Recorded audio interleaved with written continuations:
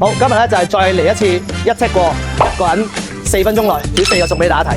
咁咧我哋又會完全冇剪輯，但係中間會加排啊。咁所以咧跟實我少少。咁首先我哋先嚟睇下呢個食材區啦。咁啊，我哋專登設計到咧就係成個食材區係俾人一目了然睇到係冇任何預製嘅嘢嘅。當然啦，有少少小食啊嗰啲就係會啦。咁但係我哋喺煮食嘅方面咧，全部係新鮮食材，現做現炒。咁啊呢度咧，我哋首先亦都預先將啲食材咧已經擺咗喺食材盒入邊啦。咁你可以見到啦，有牛肉啊，有蛋啊，有啲醬汁啊咁樣啦。咁其實我只需要做嘅嘢咧，就係將啲食材盒放上去我哋呢個炒餸機械人嘅上面。係啦，咁都因為時間關係咧，另外3組嘅食物咧都已經擺晒啲食材盒上去㗎啦。咁所以咧嚟緊呢度咧，我哋當然啦 double check 下清楚有冇擺錯嘢啊。咁啊冇問題啦，咁啊我哋就直接可以點餐㗎啦。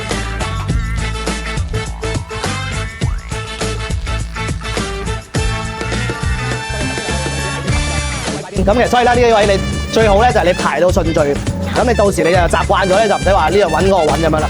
咁我哋而家見到咧，其實已經由呢一刻開始咧，去到煮好晒之後咧，我都係乜嘢都唔使做嘅。咁啊，大家亦都可以近少少去睇一睇，而家我哋用4個鍋咧已經係全部預熱當中啦。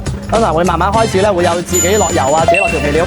咁啊你都會見到啦，我哋最新嘅機器入邊咧，其實再多咗3個嘅醬料樽嘅。咁包括而家嘅生粉水咧，都係可以部機自己抽。咁而家已經可以見到啲油啊係可以自己落緊啦。都好啦，其實我而家就會咁坐喺度啦，即係等呢3個餸煮好啦。咁所以但係亦都證明俾大家睇咧，操作嗰人咧真係乜都唔使做嘅。即係當然啦，喺現實情況下咧，你又梗係要翻去準備下一種 order 啦。咁所以呢度咧，我哋會靜坐3-4分鐘，就等所有嘢煮好晒。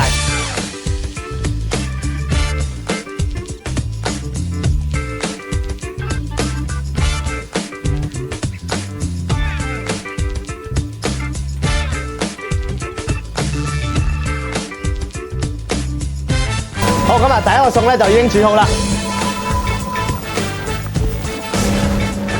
好，咁啊就係我哋呢個咖喱牛啦。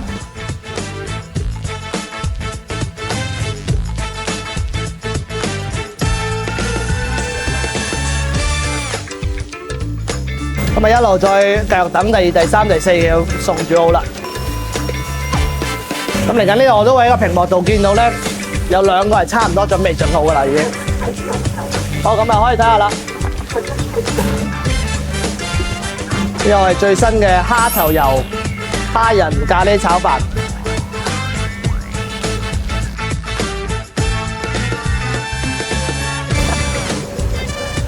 好，咁我哋呢度都準備有一個出鍋啦。咁亦都係有一個我哋嘅玉蘭雞絲炒河啦。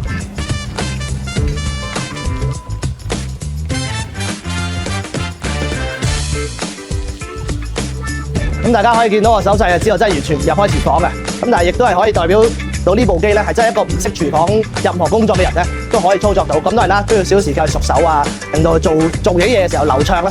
咁但係就係意思就係要 training 嘅話，可能 train 翻1頭半個禮拜就已經可以做到非常之熟手。咁仲有10零秒啦，我呢個就出鍋啦。咁呢個我特別提啦，就係呢個係生雞落嘅，咁所以成個雞係生炒嘅時間就會耐啲。嗱，頭先有幾個咧就係有啲肉類，我哋會預先走咗油先。好，咁最後我哋呢個花膠雞，熱辣辣泡椒雞油花膠雞啊！